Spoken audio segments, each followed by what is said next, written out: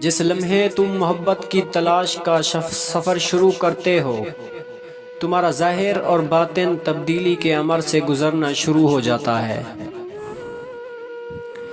جس طرح ایک ماں کو بچے کی پیدائش کے لیے تکلیف سے گزرنا پڑتا ہے، اسی طرح ایک نئی شخصیت کو جنم دینے کے لیے تکلیف ضرور اٹھانا پڑتی ہے۔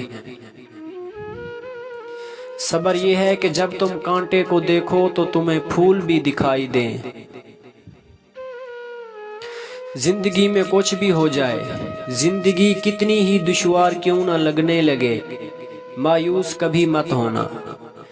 یقین رکھو کہ جب ہر دروازہ بند ہو جائے تب بھی اللہ اپنے بندے کے لیے کوئی نہ کوئی راہ ضرور کھول دیتا ہے۔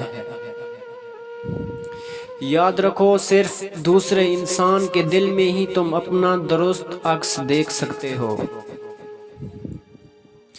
دنیا کے زیادہ تر مسائل الفاظ اور زبان کی کوتاہیوں اور غلط معنی اخذ کرنے سے جنم لیتے ہیں۔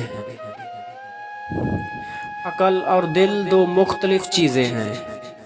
عقل لوگوں کو کسی نہ کسی بندھن میں جکڑتی ہے اور کسی چیز کو داؤ پر نہیں لگاتی، لیکن دل ہر بندھن سے آزاد ہو کر اپنے آپ کو داؤ پر لگا دیتا ہے۔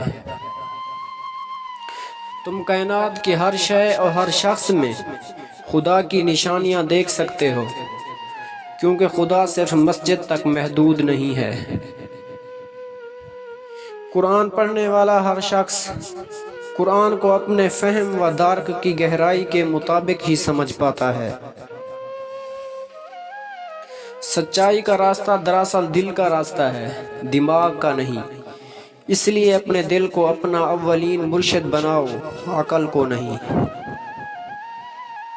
ہم خدا کے بارے میں جو گمان رکھتے ہیں وہ دراصل ہماری اپنی شخصیت کے بارے میں ہمارے گمان کا ایک عکس ہوتا ہے۔